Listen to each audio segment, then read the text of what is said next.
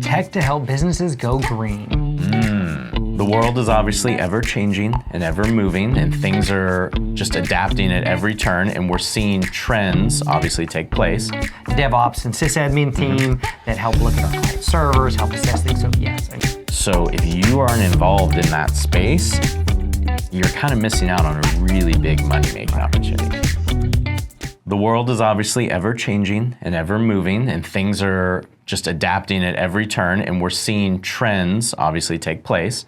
I wanted to talk today about 5 digital trends. There's a million trends, obviously, and many in the digital space. We're going to touch on these 5 digital trends, and number 1 is tech. We're seeing a lot of tech that is now allowing collaboration, hybrid work schedules, remote work, all that kind of stuff. The last few years have obviously been a big shakeup for the world as a whole. So tech is having to address this, and we're seeing so much more collaboration stuff happening.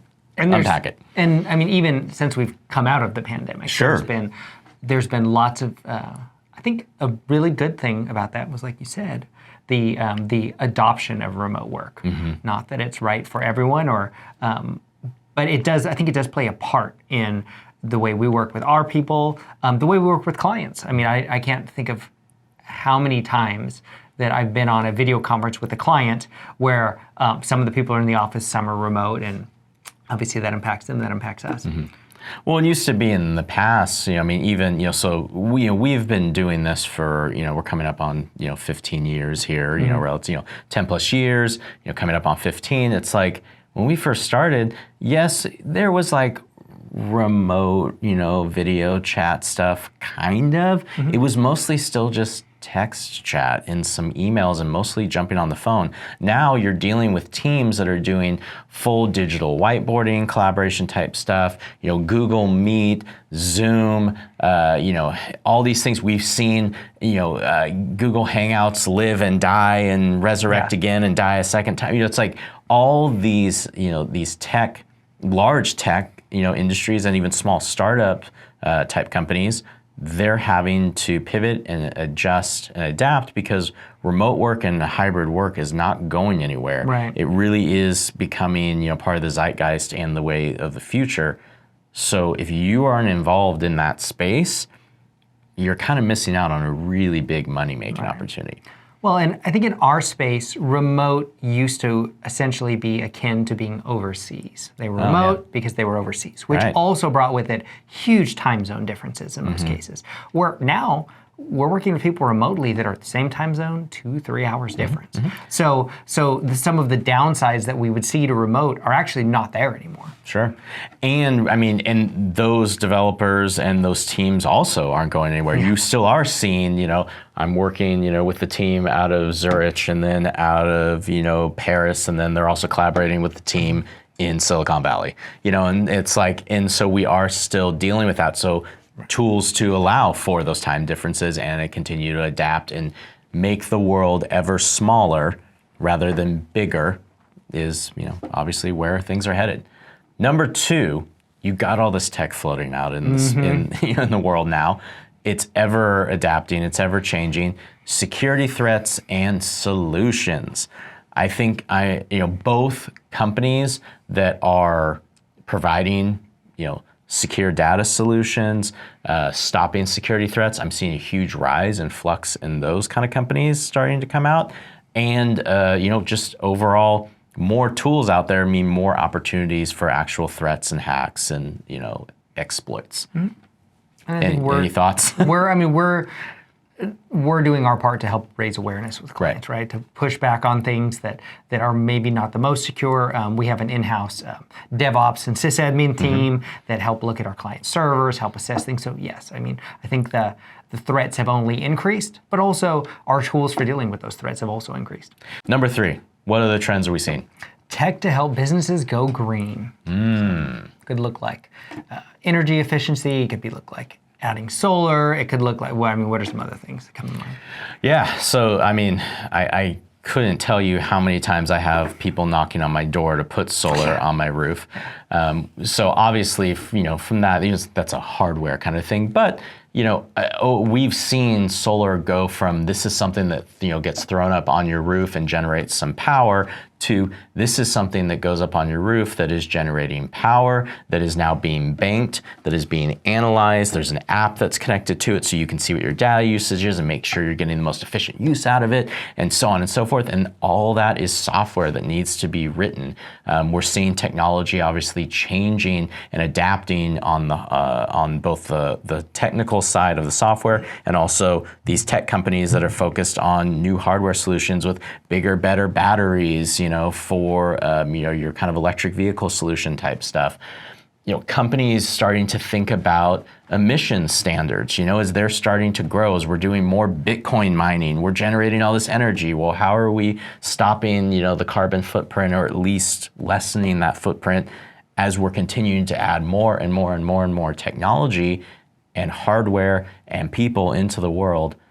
You have to think green. And so companies that are helping, those in the tech space think from that perspective, I think is healthy, and is also just a huge industry for making a lot of money.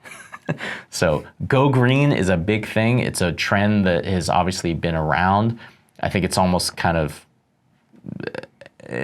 fallacy to say it's a trend, but also it has blown up so much in the last couple of years. And it's just not going to go anywhere. So at some point, it is not going to be a trend anymore. It is a way of life, and people are going to be thinking from that green space. Number 4. Blockchain. There it is. I touched on it. Probably a whole topic unto itself, but we won't go into that.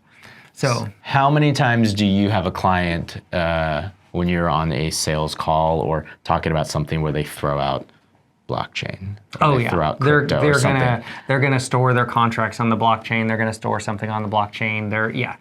We're going to do NFTs for high school football students, whatever it might be. When I think of blockchain, obviously I think of NFTs, of crypto, of just kind of the blockchain itself. But that is without a doubt a huge trend right now. Yeah, and don't get me wrong, I think that it definitely has its place, and it's been amazing to see how people are applying blockchain technologies.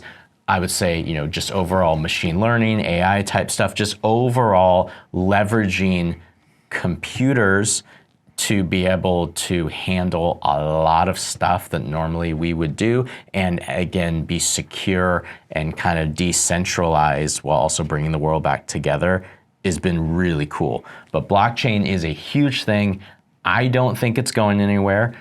Depending on when this video is being watched, who knows, what crypto is going to look like. It's an ever, kind of up and down kind of a ride.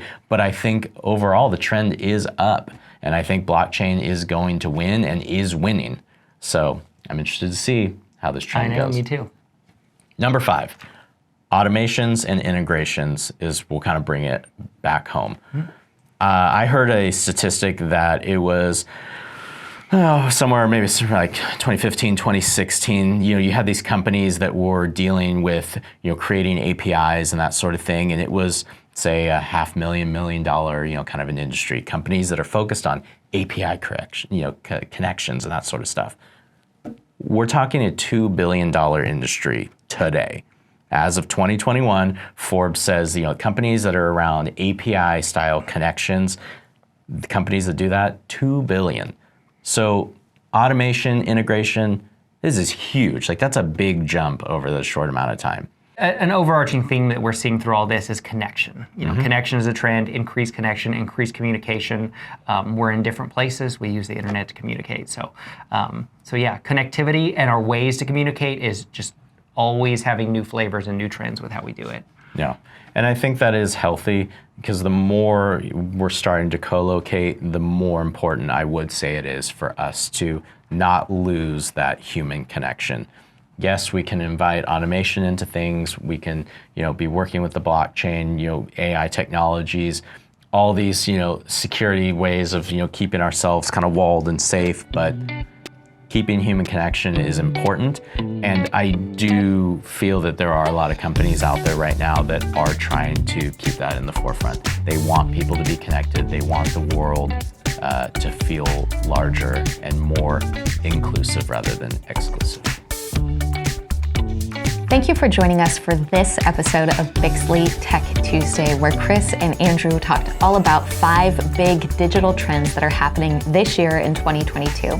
If you have any questions about what they talked about today, go ahead and leave them in the comments section and we will get right back to you. And don't forget to check out the description box down below. We have a bunch of really helpful links for you guys, including a link to our free custom software guide, which will be particularly helpful for you if you are in that startup phase. You can also check us out online at bixley.com. And right at the top of our website, we have a big button that says Start My Roadmap. And that actually gets you a free 60-minute call with Cris to talk about your next app idea. Until next time, this has been an episode of Bixley Tech Tuesday.